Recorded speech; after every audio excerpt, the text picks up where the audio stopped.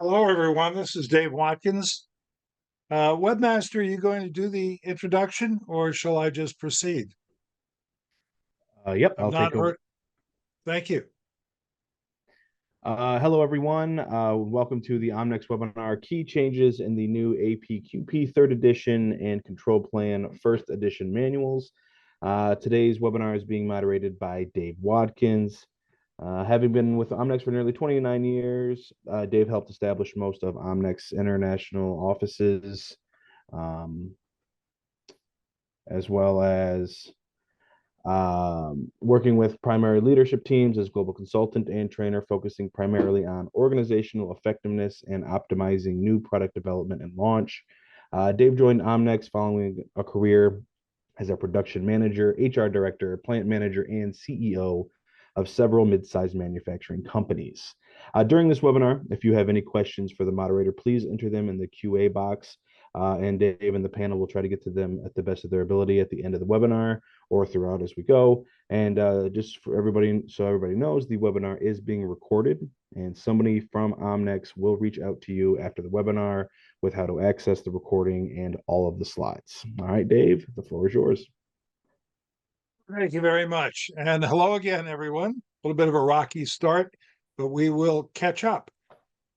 So thank you for the introduction. I'll be saying a little bit about the panel. However, if you've been watching the crawl, the bios would take me the entire webinar to describe the serious experience we're going to be possessed by our panelists. So today we're going to be very briefly touching on some of the highlights of changes in the APQP manual, the 3rd edition, and the new control plan manual, which is now, as you may know, published as a separate manual. The three panelists who are going to be speaking to you are recognized subject matter experts globally, combined over 120 years experience with Ford, GM, Chrysler, Stellantis, several major tier one suppliers, and all of them participated in and contributed to the authoring of the APQP manuals and the core tools manuals. Unlike most webinars, this is going to be more of a podcast approach with each of our panelists commenting on what they feel are key changes to the APQP manual, and Greg giving us a brief discussion of the control plan manual before Anthony John gives us a brief presentation on software solutions for supporting these changes. And as our webmaster pointed out, you will be offered the opportunity to get copies of the materials. Um, Dave, this is Anthony. Yes. I think you have to switch your display. We're seeing just the um, portion. Yeah, a different monitor, I think. Sorry about that. No worries. Um,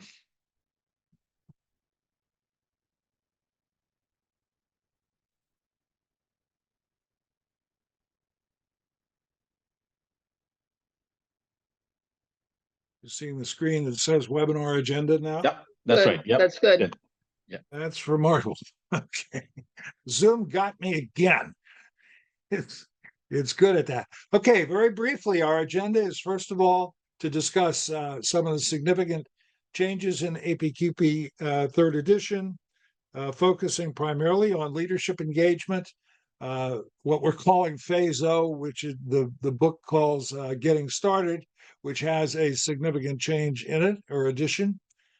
Phase gates and gate reviews, which are in addition, new gate review deliverables checklists, which are also new and extensive, project risk mitigation, which while APQP has always focused on project risk, it's been primarily uh, on product and process. And now in alignment with IATF 16949, it's addressing overall project risk and then program metrics. Again, a comment is that a lot of these are aligning the new manual with IATF 16949. When we go to part 2, Greg's going to provide a discussion of control plans, looking at requirements, and then development, phases, and effective use, because there are not, frankly, significant changes to the control plan itself, but there is a lot of guidance provided and the addition of one new to the manual control plan. And then, as I said, Anthony John will be giving you a brief presentation on software solutions. So I'm going to turn the floor over to Mike Down and let him begin the process talking about leadership engagement and focus. Mike, over to you. Yeah, one of the big changes, and this seems to be similar to what happened in the AIAG VDA FMEA, is this reinforcement of leadership's involvement and participation, and also them assuming the risk that in a lot of cases you would have different groups and silos that would be talking about the risk. But here we're seeing this change in how we track APQP and the gate reviews, and that leadership is going to participate and be signing off on these on any risk that they move forward with. Also, they took the word management out of the manual and converted it to leadership, which is a better definition of what needs to happen. So all through the podcast today, and as we look at the changes, you'll see that there's this movement to have leadership lead and support and assume the risk as they go through the APQP process, and also some additions of metrics and monitoring the system as we go along. So, and I put the quote of Deming on this slide, that the transformation will come from leadership, and that's what needs to happen if your culture is going to change and start applying these APQP principles. So that's my shot. So thank you. It's intriguing in the sense that it is a more significant change than the limited language seems to imply. And Mary, would you like to comment?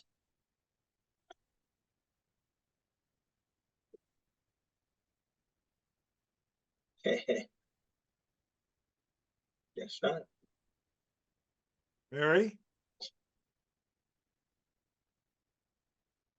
Oh, unmute. Okay.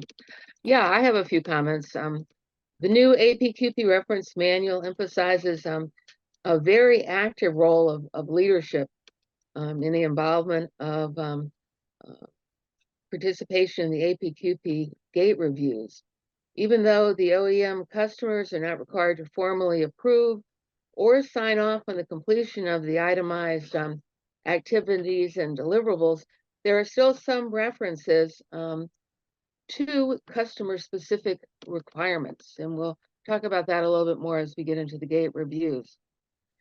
This thinking in the new APQP is in line with the IATF requirements for management reviews.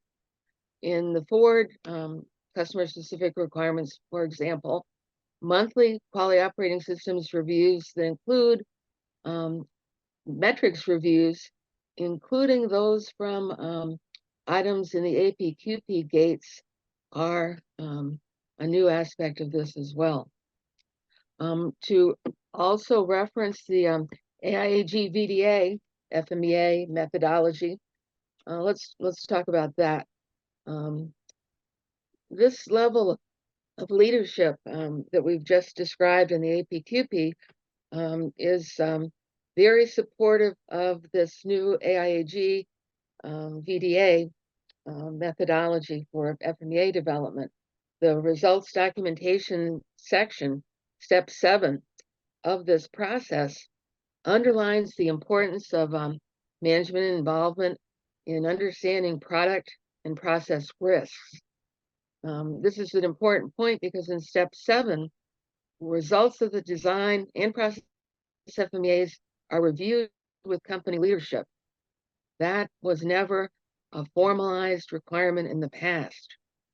And in these, Mary, yes, yeah, I'm sorry to interrupt you, but I think you put your finger on what is really, in a broad sense, between both of you, the most significant aspect of this is the recognition that, and this is our experience with a lot of clients, companies where leadership is not adequately engaged in either of these activities, either overall APQP as part of the new product development process, where it's often treated independently of the new product development process, or as you say, in accepting ownership of risk in the FMEA process.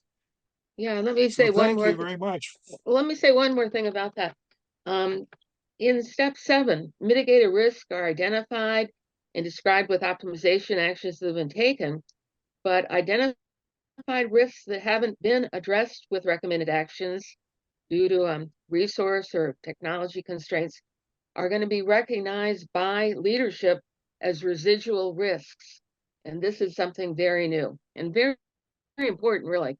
So go ahead, Dave, with what you're saying. Yeah, it is. Yeah, I would agree with you. I think that the last phrase you said is the leadership assuming responsibility for risk rather than saying it's the responsibility of the APQP team or the project leader or anyone else for that matter, that it is the key process in the organization, new product development, launch, and then continuing value and continual improvement. And both of these approaches are stressing that responsibility. Good. Now, to introduce the next topic, I'm going to speak briefly on what I, from my personal experience working with many companies around the globe, consider to be, while it's treated lightly in the handbook, a very significant change. It is recognizing in the startup phase, what we're referring to as phase 0, the need to address at the concept level sourcing decisions, and in particular to identify, characterize high risk suppliers. We may be forced to use a high risk supplier, a supplier that is evaluated as high risk but necessary to the program, and what things we build into all of the phases to ensure that those risks don't impair or lead to failures at various points in deliverables along the way. In my mind, that plus capturing and adequately analyzing requirements, both customer and legal and regulatory requirements during this concept phase, are critical. So it's an interesting addition to startup to incorporate. And as I say, the handbook, the manual provides a list of specific criteria to help define what is a high risk supplier, and then it actually mandates, to the degree that a reference document can mandate,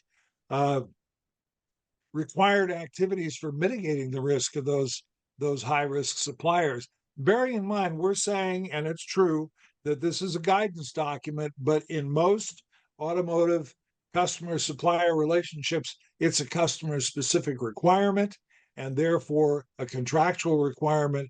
And so things that we refer to as guidance become mandatory.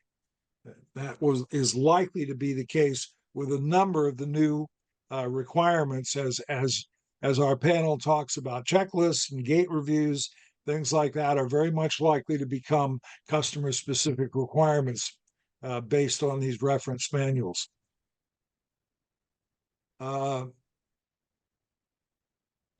Just a comment. The addition of this phase 0 adds evaluations at an even earlier phase of the product and process development process. This whole idea, phase 0, gate 0, introduces the idea for risk assessment associated with incomplete or failure to achieve certain APQP deliverables in a timely way. We're using hard metrics. These hard metrics are introduced in this phase 0. And again, we're now obligated to formally evaluate progress in the development of these deliverables. And so, again, in phase 0, we're charging the APQP team to generate gate-by-gate measurables. And we'll talk about that relative to gate reviews as well. Dave, did you want to Thank you, say Harriet. more about? Keep going. Well, I was just going to add that some of the most, I'll be blunt and say, catastrophic launches that I've seen, and a couple involved aircraft, airframes, and railroad systems, complete railroad systems, hinged on sourcing decisions and suppliers who turned out to be significant risks and that this had not been anticipated in program planning. So this is not a minor addition.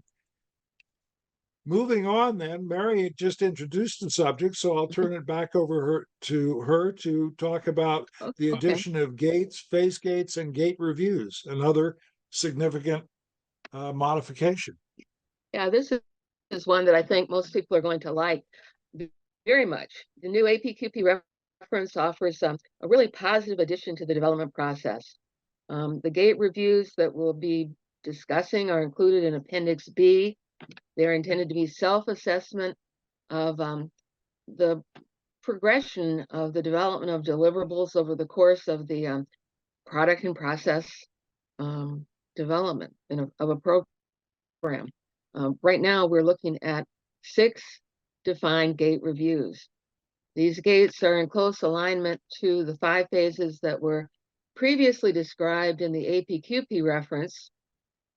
But notably now there's a new, and as we have already discussed, a very early assessment, which evaluates the program at the concept phase, this gate 0. The gates, well, the concept phase gate and the program approval phase gate, phase 1, are somewhat parallel to the former program approval phase. And so to some degree, we're combining the required deliverables from gate 0 with gate 1. And again, this is just a much earlier and much more rigorous set of requirements than we've seen in the past. And again, as all of our presenters have said, these gates are identifying a progression of deliverables required of the first and sub-tier suppliers. We're getting into requirements of the sub-tier suppliers a lot more formally than maybe we've ever done in the past. Again, they're intended to be formal assessments by the first tier. And so as we look at gate reviews, and I won't go into all of the detail, just let's summarize to say, again, there's much more involvement in support of leadership, more assessment of capability risk.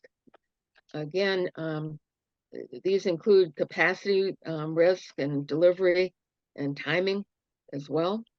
We're now looking at formal APQP program metrics, gate by gate by gate.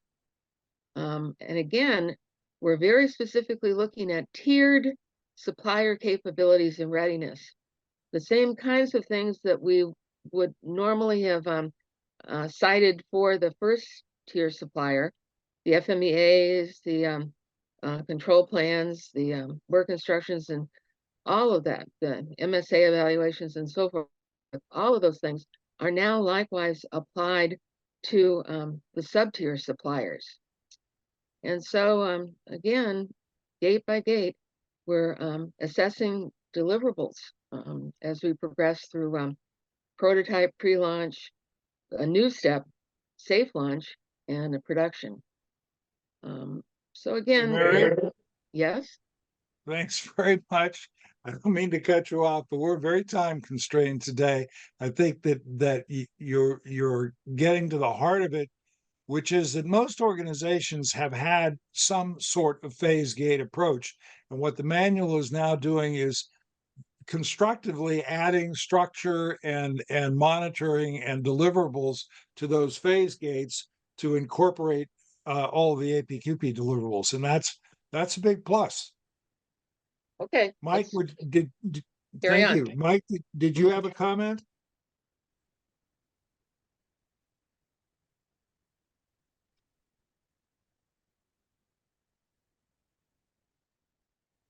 have to unmute if you're gonna say something. No, I don't have any more. It's just, I support what you've said, is that they're really trying to define how these phases are evaluated and signed off in relation to the risks. So, Okay, fair enough. All right, thank you. Greg, let's bring you up to bat to talk about the addition of checklists, which are related to what we were just discussing, because for all of the deliverables in these phase gates, there are new structured and quite comprehensive checklists. So over to you. Thank you, Dave. Yes, in the version 2, there were a series of checklists, and this slide identifies that there are 7 of the checklists that are carried over. Now, they've been upgraded. Some of the questions have been moved around, have been reworded, but essentially they have the same focus. However, there are some new checklists. There's the risk factor checklist, which gets into the risk analysis, change management, and sourcing checklist. The sourcing checklist is by far the most extensive. They got a lot of questions in there.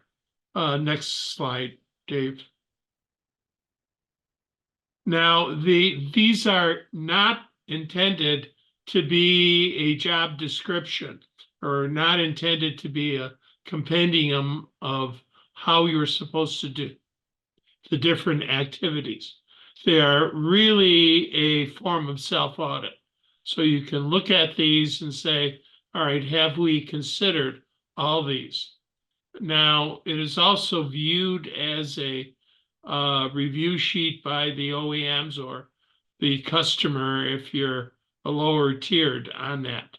So it is only focusing on the key area, and you can make modifications. If you are going to eliminate some of the questions, you have to get the approval by your customer. Next slide. So they are designed as a check in the box. Now, with that said, as it turns out, this is in Appendix A. As part of Appendix B, which deals with the gate reviews, every gate review description has a form, and the form can be thought of as a check sheet. It does not use the same format as the checklists, but so we do have the 5 additional forms for the gate reviews. So the checklist should be reviewed by the people who are implementing it, and you can expand upon it. It is, again, not a formal requirement depending upon your particular customers. However, any changed checklists need to be reviewed and signed off by the customer. And I believe that's the last one for checklists. Right. Sorry, I was answering a question. It's All a right. good question, by the way. I may answer it publicly as well, which is the classic issue of how do small companies cope with this, with the rigor of this process? And the answer is it's a gating issue for getting into automotive production, and a company that's bidding on automotive business needs to know what the requirements are, what the scope is, and what resources are going to be needed, because they're not going to be forgiven for it. It's a part of doing business. Organizations are going to supply, and I may say now also aerospace, high-tech electronics, and medical devices, all industries that are adopting APQP and PPAP and basing their models on the automotive model, that this becomes a gating issue for for being a supplier in these industries. And sorry, but that's the way it is. I don't mean sorry. I mean that the organizations need to have the requisite bandwidth. So would anybody else like to comment on this? Perhaps, Mary, you talked about the gating reviews and you mentioned this.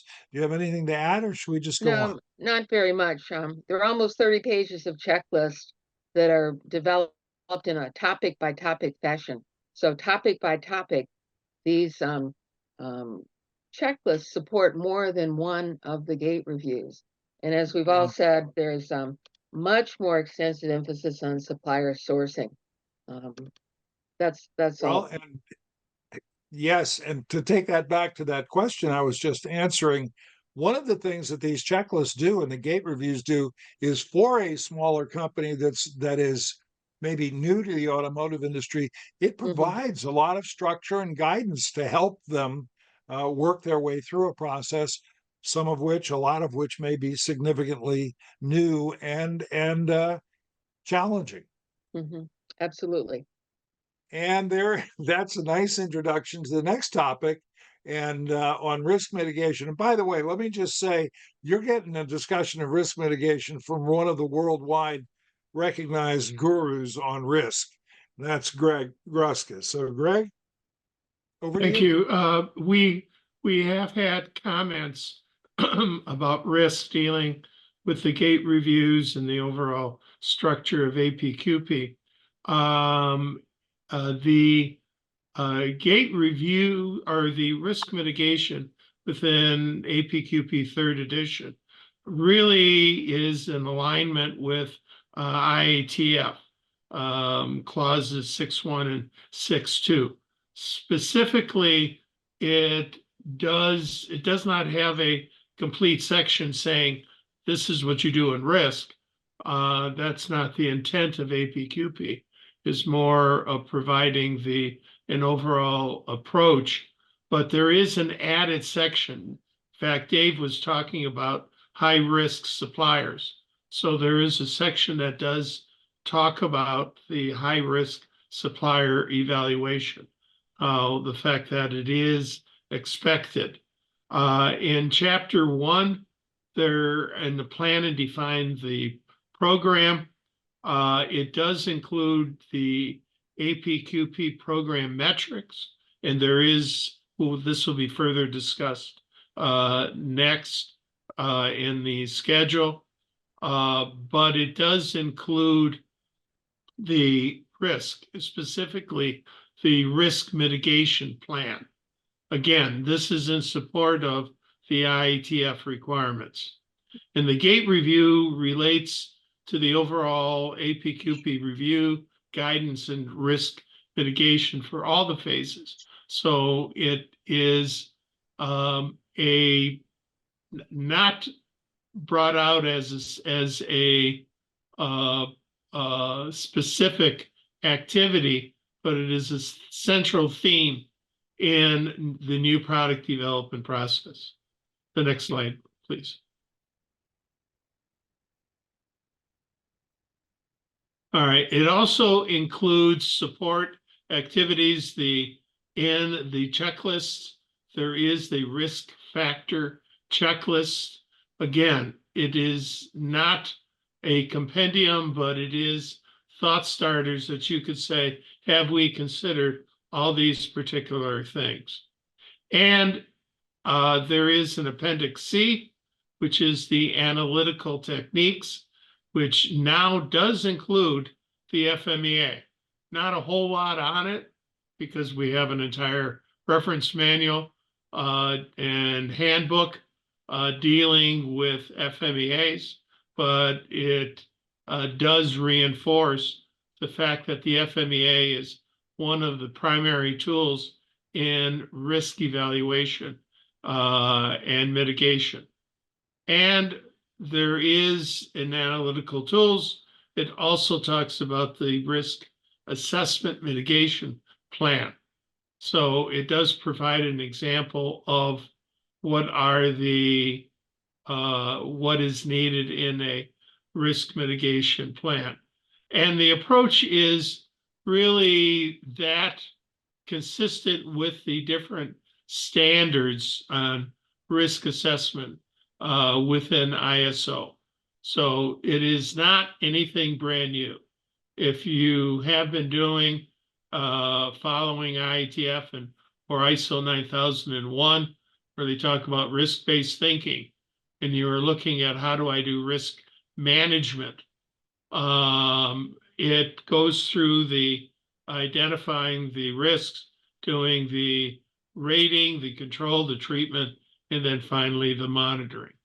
So it is consistent with that activity. And I believe that's it. The next slide is the comments. Yeah, and I'll only make one brief one, which is, it's been our practice and our teaching since before APQP was defined and documented by some of the panelists, that what was missing from most organizations' new product development processes was a number of approaches to risk management and risk mitigation. And so you can look at APQP in toto and say what it's doing is braiding risk management into the entire process. And now it's simply giving more rigor to it, it's giving more support, and it's making it more an integral part of the new product development process as it's called for in IATF, and for that matter, other industry standards like AS 9100, ISO 13485, ISO 27001. So they're all risk related. They all take risk-based thinking. But what this is doing with APQP is really weaving it into or braiding it into the overall new product development process.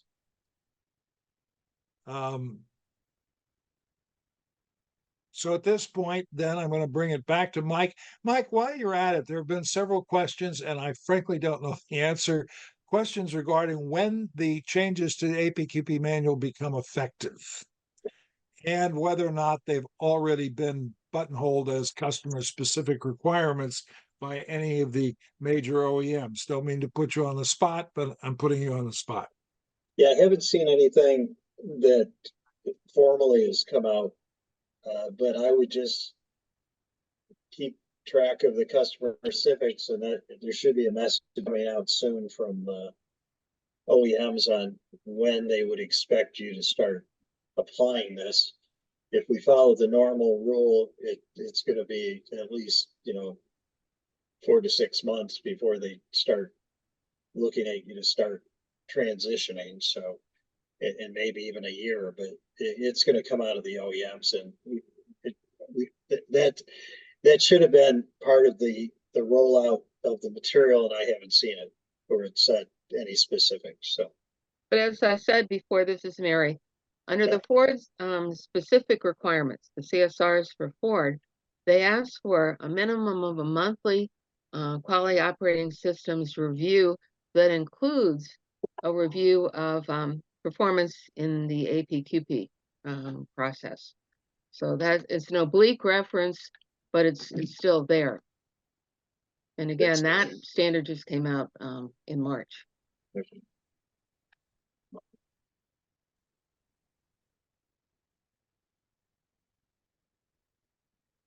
I mean, Thank you, Mary. Okay. Yeah, I think we could follow the same rollout of the AIAG VDA FMEA manual that they gave you kind of 3 options. If you're working on a program right now, you're not going to be required to switch over to the new system, but as new programs come up, they're going to probably be requiring that. So. We have one respondent, by the way, who has said, and thank you, Teresa, that GM is requiring us by November of this year. Yeah, see, that's pretty common, almost a year, 6 or 8 months. So. Okay, want to take a minute on metrics because time is pressing. Yeah. and I'm not going to spend a lot of time on this. It's just the fact that they've given a little bit of definition around the metrics that should be used as you're going through the different gates and reviews of APQP, and they're tracking metrics, and they're basically using the green, yellow, red evaluation and show what leadership positions should be involved in what parts of the program. So, and they give you an example that of what a metric tracking method could be used. But again, that's going to be just a general example, and I expect more specifics coming from the OEMs and their customer specific areas. So, but the metrics are used to again engage management so that they understand where the programs are, and if there's a yellow and red, what type of actions are going to take to mitigate those and get them all green. And so that's it. Well, thanks. Greg, you're our guru for quantitative analysis as well. Any comments from you? No, not really. The metrics, it is, the APQP manual is not prescriptive in the sense of saying these are the metrics you must use. It depends upon the organization and what is needed. You need to go through the business operating system approach, look at the top level, look at the context that you're going to be doing it, determine what is needed at each level of your organization. But, and all those fit into the APQP. Again, as you said previously, this stuff has been around, and it's only now being formalized, if you will, in the APQP manual.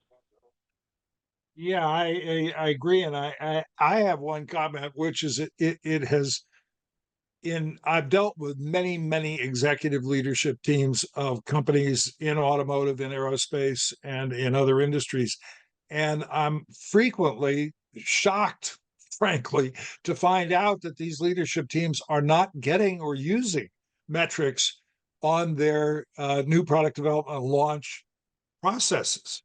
They tend to look at individual projects, but not how effective are the processes. And I think that, IATF found it necessary to call that out as a required set of inputs to management review. APQP now is calling it out, saying, look, you need to be monitoring not just individual programs, you need to be monitoring the effectiveness of your process. This is the money-making process. So I could go on a long rant about that. There isn't time. This is a key to leadership saying, look, folks, you ultimately are accountable for these programs. You need to be heavily engaged in monitoring and understanding and leading. Yeah, to reinforce that, the same thing is true just in general on continual improvement. People think about that typically in product only, but continual improvement is for every aspect of the organization, which includes, as you said, the overall process, reviewing the process itself. Indeed. Yeah, Dave, one last comment. It's really important that there is some type of synchronization between the APQP process and the regular program itself, because there are key areas, like, for example, I need to have samples to verify gauges. I need to have the process evaluated prior to launch. You can't do those things if they're not integrated into the program, and that's why a lot of companies have terrible launches.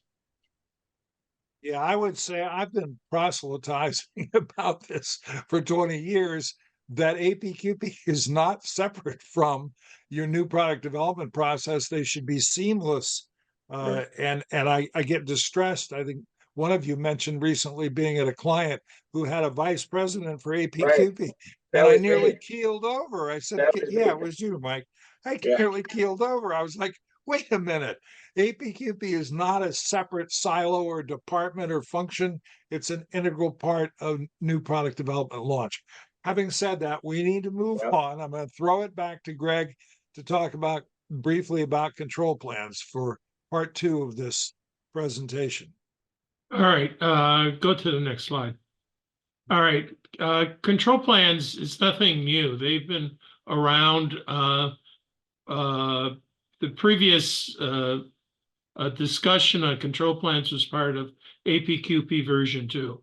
It was a chapter in there. The chapter was 22 pages long. It described what the form was and what the purpose and what are the information that goes into each of the individual columns in the form itself. That is still the same. However, it is now in a separate reference manual. And consequently, it went from 22 pages to 76 pages. The difference is not in the actual form itself or how you develop the form. It reinforces all the ways we have spoken about control plans in the past. The checklists are still, control plan checklist is still part of APQP manual, as well as being in the control plan manual. So it has 4 chapters. The primary aspects of it is the same as version 2. Go to the next slide. So the question is, well, what do they do?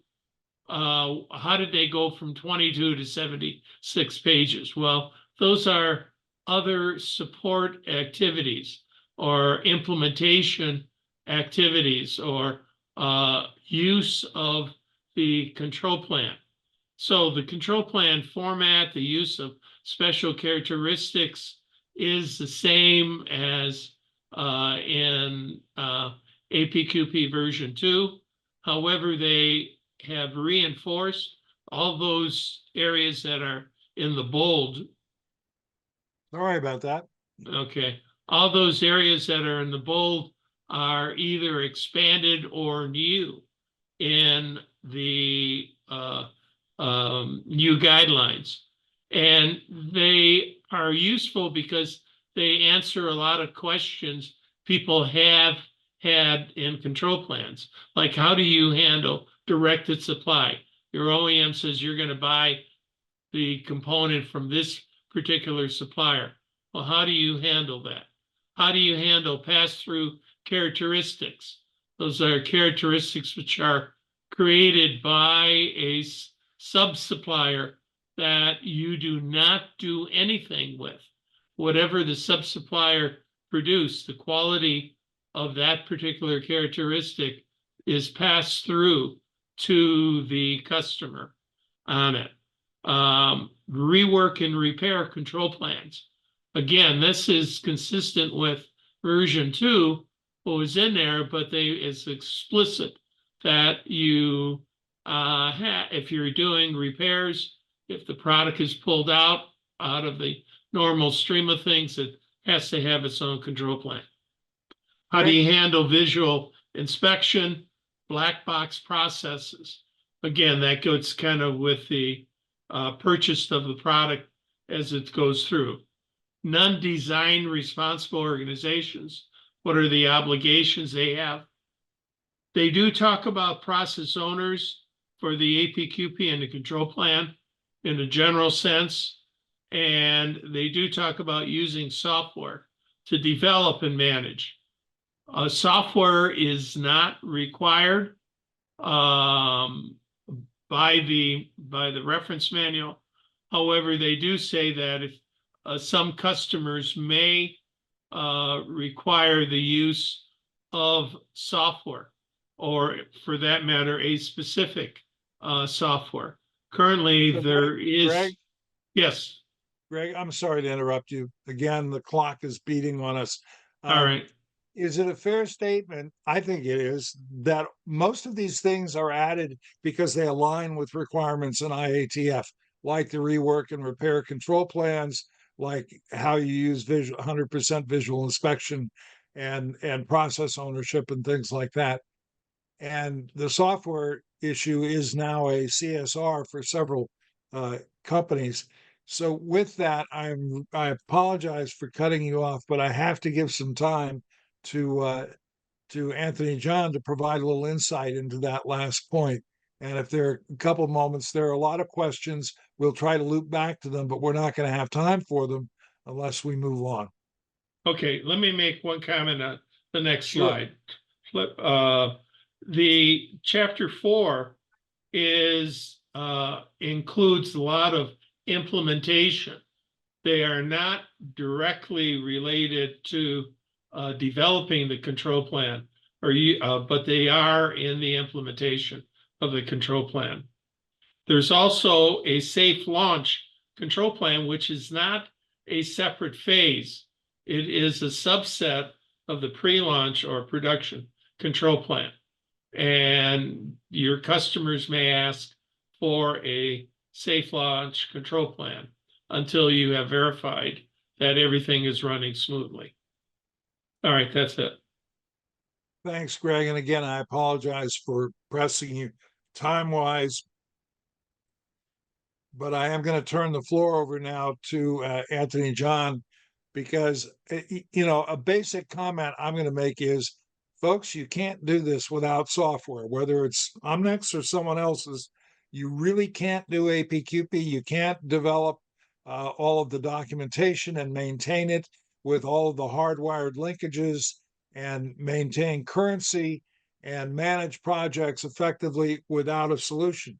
So on that note, let me turn things over to Anthony John. Thank you, Dave. Hope you can see my screen coming up. We do. Yes. Okay. Thank you, Dave and Greg. All right, very interesting, webinar so far. A lot of insight. Thank you, and again, welcome once again to all our customers from different parts of the globe. So good morning, good afternoon, and good evening. So I think I've already logged in as a user, and Dave, to your point, it's not just software. I think the big trend today is the digitalization. Digitalization of your enterprise quality, APQP, and a new product development is no exception to it.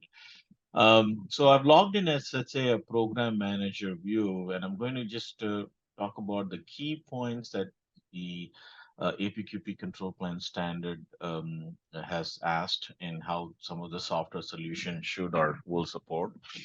In our software, we are able to define all the project templates. Okay, so when you go into a project template, you should be able to see all the different project templates that I have.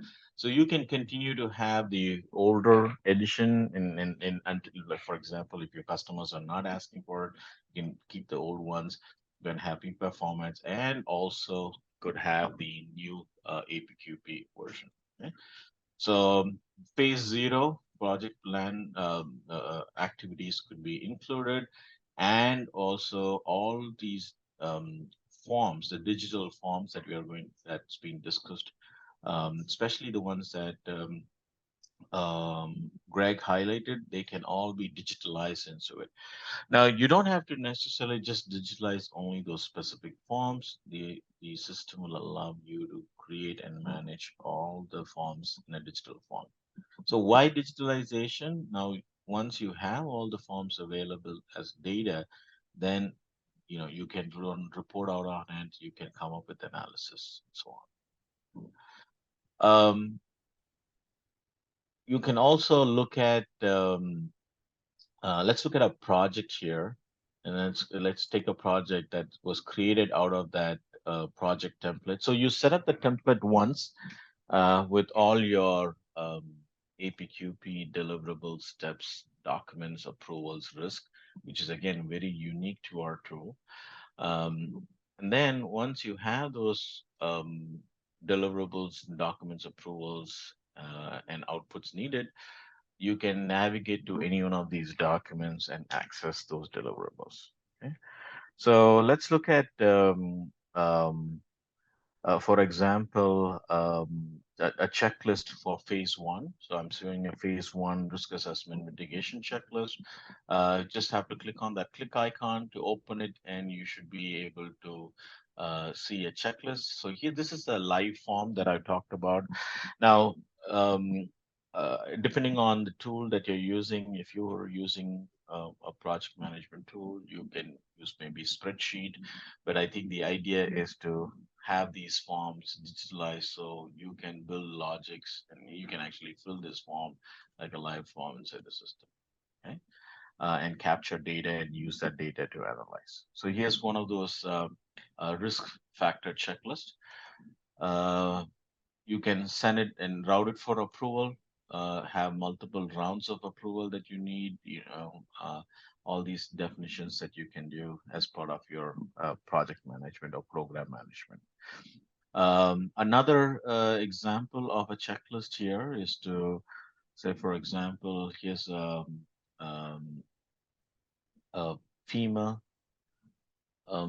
When you go into a process PFMEA, you're able to include all your documents that you need, like uh, a process flow, a FMEA checklist. It could be an FMEA reference manual. It could be any supporting documents.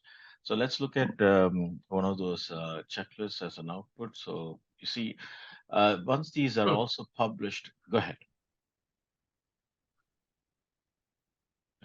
So you can publish these documents. You can have a live form once it's published, and it can also be sent for approval. Um, the manual also talks about a recommendation of, or at least a software. So you can also have FMEA software, which links to a control plan also. So for example, this is the particular product. You can see a PFMEA that we have attached to as part of those deliverables. Okay.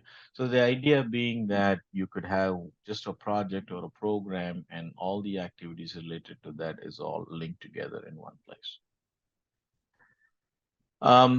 Gate reviews is another change as part of the new APQP and control plan changes. So in our software, we already had these gate reviews, so you will continue to use those gate reviews. And you open, say, for example, phase one, look at a gate review here, and you can see all the gate review documents that has been already submitted is available with the status of who's approved it. You can have a gate review checklist. Here's the form. As I said, you can use like a live form or PDF, whatever suits. You can also include reviewer comments in this gate review. Each of you can comment and give feedback on this review. There's also a document reviewer access available that allows you to see a little bit more details on the document in terms of what were the documents that was approved, reviewed, GYR status against each of those deliverables and documents. Okay. The last part of it is actually control plan. I wanted to show that you can build the 4 different types of control plans. For example, in phase 2, I could actually have a prototype control plan. Let me open the phase 2. See a prototype build control plan. Open it. Now these documents are again live and have been published, so you can now I'm seeing like a revision controlled prototype build control plan. Oops. I will have in a phase 3, we'll have a pre-launch control plan, and And in phase 4, you would actually have safe launch control plan and production control plan. So these documents are built in.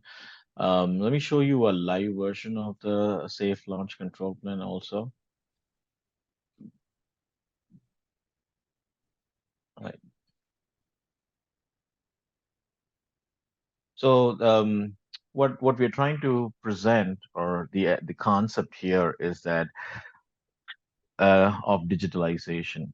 Digitalize all your forms, manage your data. Once you have data, then you can report on it. You can build your business intelligence on it. Artificial intelligence will play a big role in managing and predicting using your existing data. Dave, I forgot to mention this to you that we are going to have an exclusive webinar on APQP control plan changes with a more detailed, in-depth review on how a software handles not just the overall program launch, but also the GUIR status, all the digitalized forms, and how and the value that business intelligence and AI can bring to it. Great, With that, thanks.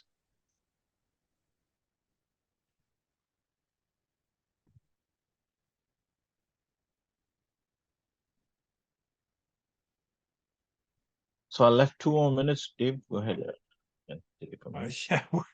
Yeah, that was very efficient of you, Anthony, and believe me, from my exposure to and use of the software, it is the part related particularly to APQP and to project management is pretty remarkable at this point. A very mature and very capable package. That landing page is an absolute jewel for any project manager or somebody who has the role of managing a number of projects.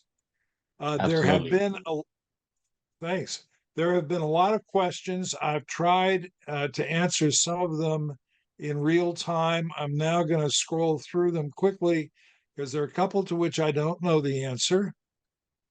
We've had the discussions of the effective dates, and I think we're simply going to have to rely on the OEMs and the first tiers to roll out their requirements, and I'm sure they're going to be doing that. Having said that, I think the changes can be blended into your process as you go. The checklist, the gate reviews, I think you're going to have to, if you don't currently use phase gates, and I would say probably 90% of the automotive companies that I deal with anyway use some approach to phase gate project management. So it's not going to be a radical change for them, but incorporating the checklist might actually prove to be helpful, but it's going to take some effort, and applying the metrics is absolutely going to be helpful. It's a little bit, from my perspective, challenging to understand a leadership team or a management team that doesn't already have good metrics for monitoring both individual projects and the overall effectiveness of their new product development process and continual improvement. That's what a BOS model is designed for. It's what the IATF approach to management review is, particularly if you use it as a monthly operating management review rather than the just once a year, we're going to check off the box type approach, which if your auditor is letting you get away with, you need to replace your auditor. That's that's an editorial comment. There have been several people who've asked whether or not we issue certificates for participating in a webinar like this, so you have some evidence that may be necessary to account for your time. That is not a standard practice, and it's in part because the number of participants, in this case, we've got upwards of 400, I think, to start with, we had upwards of 400 people participating. So I'm not sure what we can do along those lines. If you send an email to Omnex, then maybe on an individual basis we can give you a response verifying that you participated. But I can't imagine a practical solution to doing that for all for everyone, particularly since a lot of people probably don't need it. But if you do need it, you can send an inquiry to Omnex and we will help. There's a question Miguel Sosa asked, which was to be part of this presentation, but we ran out of time, which is how well the new edition takes into account the evolution in technology, electronics, functional safety, ASPICE, cybersecurity, and the answer is it's a missed opportunity. They really didn't incorporate systems engineering and the V model at this point. There's no reason why your organization can't address all these things in their approach to APQP. But to be kind of blunt, it was a missed opportunity. The new third edition really doesn't speak to autonomous vehicles, electric vehicles. I mean, they're mentioned, but it's not addressing things like mechatronics and software verification and validation specifically. It's there in the background. So and Mike, you could take a second for those who are still with us, if you want to comment on that further. Yeah, in our training, we're going to probably add some of the missed information as suggestions on how to handle the ISO 26262 and ASPICE and functional safety and mechatronics, because there's going to be a lot of questions around that. And to properly manage those functional safety issues, they need to be integrated into the APQP process. So it's too bad that they missed that opportunity. Yeah, and a last comment on that, having just recently worked on a couple of major projects on risk assessment for a couple of large tier ones, going all the way back to the front end. These are companies that are either making or I'll just say making mechatronic devices, high safety, functional safety involvement, and addressing the requirements management during phase 0 is a big deal. It's not stressed. I think this is, again, an opinion. It's not stressed enough in the APQP third edition. I know we do stress, and we will be stressing it in our training, and the functionality in the software to handle that is very robust, with requirements flow down and risk analysis feeding into system and design FMEAs.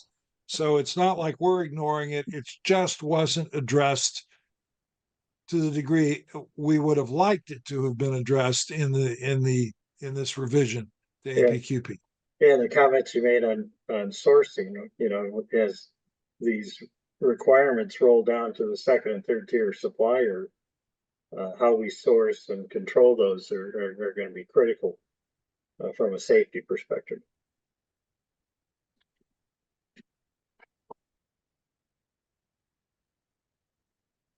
Okay, thank you. I have one other question. Do you advocate launch plus 90-day phase to feedback? In terms of safe launch and verification and longer term valid, yes. What we really stress is that phase 5 is a continual improvement phase. It's not a review phase, and that if you think that having passed PPAP, you're good to go, you're going to suffer a lot of pain because you're just meeting the minimum requirements.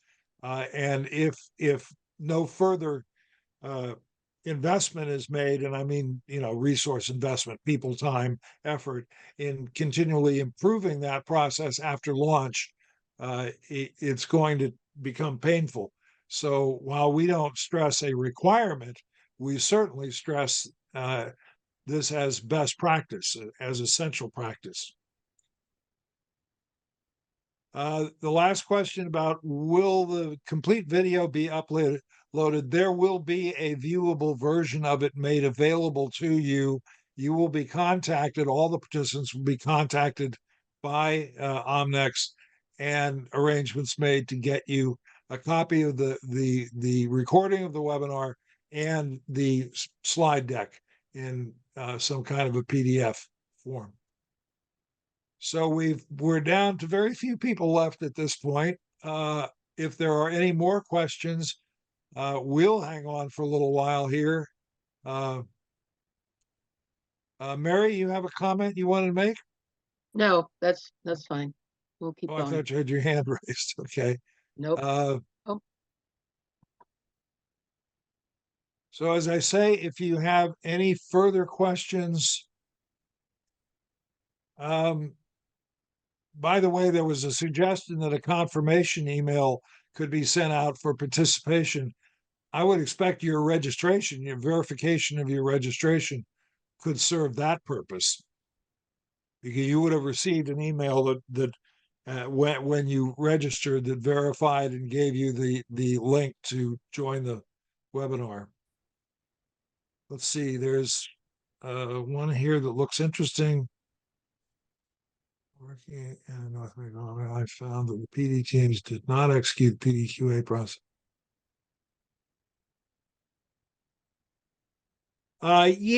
It's a comment really about what I would call knowledge management. It's referring to lessons learned, and it's a comment and question related to whether or not organizations are effective. I've talked about APQP as a risk management process, which it is. It is also a knowledge management process because of the multidisciplinary, cross-functional analyses and evaluations and improvement plans. A lot of knowledge comes out of an effective APQP process. And I would sort of agree with the questioner who says, who's asking the question, who says, one, that they're not impressed by what they've experienced, and does this new process enhance the execution of PDQA, PDCA? And I would say that because of the addition of metrics, of checklists, of senior management engagement in the planning and in the reviews, that certainly the opportunity is there to enhance the effectiveness of the process of the plan, do, check, act, plan, do, standardize, and act. Greg, that's kind of up your alley. Would you like to add anything to that? No, I don't think, I agree with you on that, but I don't have anything to add. I referred it to Greg, of course, because he's a Deming Fellow and worked with the good doctor, which Well, so means did he's Mike. also a very patient and But- tolerant fellow. Mike Down was also part of the Deming group at GM when he was working at GM. True. Mike, you have anything you'd like to add? It's an interesting question. Not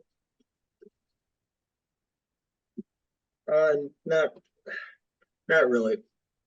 Okay.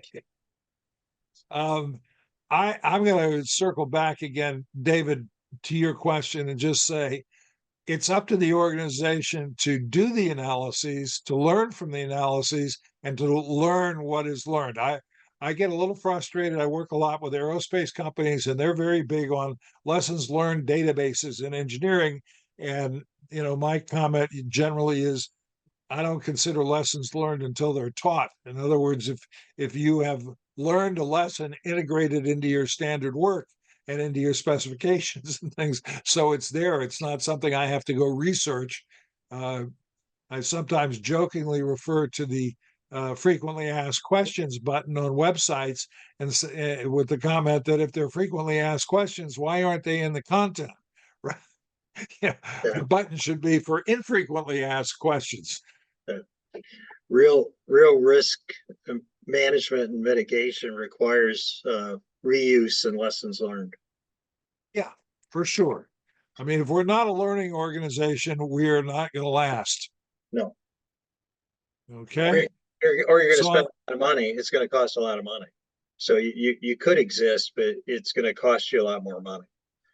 So you gotta take advantage of what you know and what you learn. And a lot of organizations do it poorly.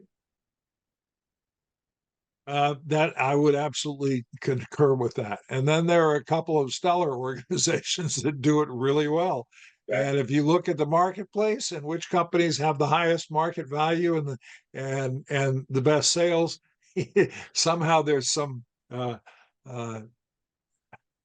they're the same companies. Yeah. Yep. Boeing needs some help with lessons learned. I'm sorry, I didn't mean to laugh, but oh my God. I spent some time working with uh, some aerospace supplier quality management teams, and it is having flown 2.5 million miles. It's distressing. It is Anyway, scary. on that note, well, thank you all. We're getting some nice thank you notes, which I appreciate. And again, I'll answer this question the last time. You will be contacted to get a copy of the recording and of the presentation. Everyone who attended, who actually attended. If you simply signed up and didn't attend, and you're not here and you're not hearing what I'm saying, you're not going to get a copy. Otherwise, Mary, any final comments? No, I'm fine. Great. Well, thank you.